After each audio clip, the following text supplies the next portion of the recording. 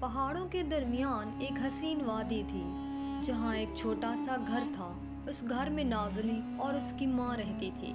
نازلی حد درجہ خوبصورت تھی، اتنی کہ جب وہ چشمے پر پانی بھرنے جاتی تو سبز درخت بھی جھک کر جیسے اس کا عکس دیکھنے لگتے۔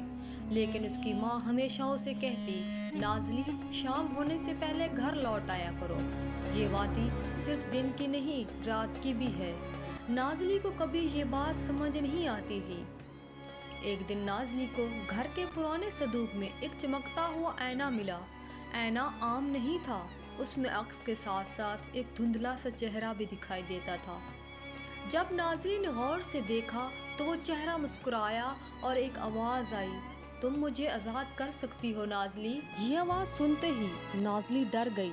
ڈر کے مارے نازلی نے آئینہ فوراً بند کر دیا، لیکن تجسس بڑھتا گیا۔ جب نازلی نے ماں سے اس آئینے کا ذکر کیا تو ماں کے چہرے کا رنگ اڑ گیا۔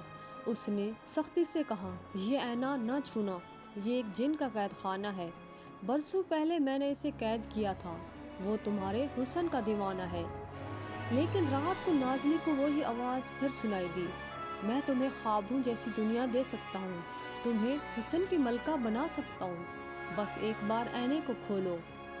ایک رات نازلی نے ماں کے سونے کے بعد آئینہ کھول دیا۔ جیسے ہی آئینہ کھلا، ایک کالا دھواں کمرے میں پھیل گیا۔ ایک بلند قامت سرخ آنکھوں والا جن نمودار ہوا، مگر حیرت انگیز طور پر اس نے نازلی کو نقصان نہیں پہنچایا۔ وہ فقط دیکھتا رہا، جیسے برسوں سے اسی لمحے کا انتظار کر رہا ہو۔ تم وہی ہو جس کے خواب میں نے قید میں دیکھے، تم مجھے مکمل کرتی ہو۔ جن نازلی کو اپنی دنیا میں لے جانا چاہتا تھا، جہاں وقت تھم جاتا ہے اور حسن کبھی مان نہیں پڑتا۔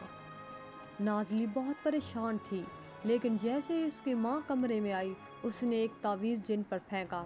جن چیخنے لگا، مگر جاتے جاتے بولا، میں لوٹوں گا، نازلی اب میری ہے۔ ماں نے نازلی کو گلے لگا کر کہا، میں نے تمہیں بچا تو لیا ہے، اس کے اثرات تمہیں زندگی بھر تنگ کریں گے۔ کیا جن واپس آئے گا؟ کیسے آزاد کر پائے گی خود کو نازلی ان اثرات سے؟ یہ سب جاننے کے لیے دیکھیے اگلا پارٹ۔